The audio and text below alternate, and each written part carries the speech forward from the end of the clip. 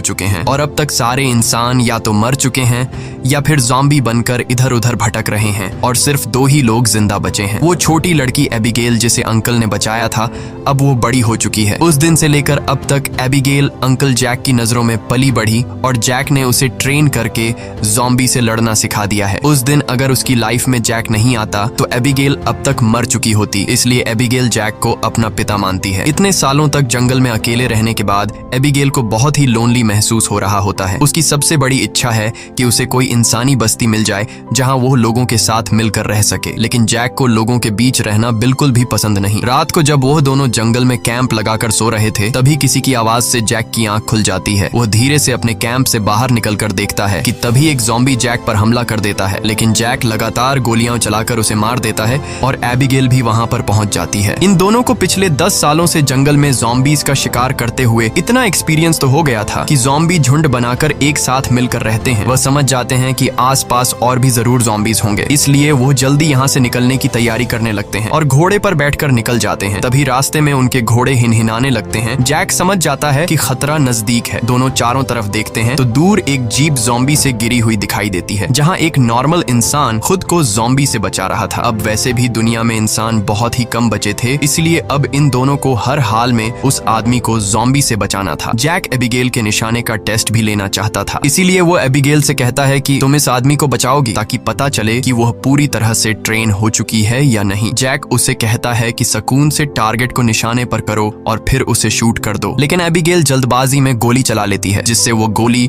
Zombie के साथ साथ उस सर्वाइवर को भी लग जाती है। ये देखकर जैक एबिगेल पर काफी गुस्सा करता है, जिसके बाद वो दोनों इंसान के पास जाते हैं। वो देखते हैं कि यह आदमी अब बच नहीं सकता, इसलिए जैक उसे खुद ही मार देता है ताकि अगर उसे ज़ॉम्बी ने काटा हो तो वो दोबारा जिंदा न हो जाए और हमारे लिए खतरा न बने। उसके बाद वो दोनों उस मरे हुए आदमी की कार से जरूरत की सारी चीजें लेने लगते हैं। जैक मरे हुए आदमी के जूते ले लेता है और जैसे ही वह उन जूतों को पहनता है, तभी वहाँ मरे हुए आदमी के और साथी भी आ जाते हैं और बहुत सारे हथियारबंद लोग उन्हें घेर लेते हैं। एक बंदा जब मरे हुए इंसान के जूतों को जैक के पैरों में देखता है तो उन्हें शक होने लगता है कि उन्होंने सामान लूटने के लिए उनके साथी को मारा है। जब ये लोग जैसे ही इन दोनों को मारने लगते हैं, तभी एक प्रेग्नेंट लेडी कार से उतरती है और अपने साथियों से इन दोनों को छोड़ने के लिए कहती है। तभी काला घोड़ा फिर से इन्हें वार्निंग देता है और अगले ही पल दूर जंगल से तेज आवाजें आने लगती हैं। बहुत सारे ज़ॉम्बी तूफान की तरह चारों तरफ से उनकी ओर बढ़ने लगते हैं। वो लोग इतने तेज रफ्तार से आते हैं कि उन्हें भागने का मौका नहीं मिलता, इसलिए हथियार निकालकर वहीं मुकाबला करते हैं। यहाँ सबके पास हथियार तो थे, मगर ज़ॉम्बी की तादाद काफी ज्यादा थी, इसलिए वो एक एक करके ग्रुप के बहुत से लोगों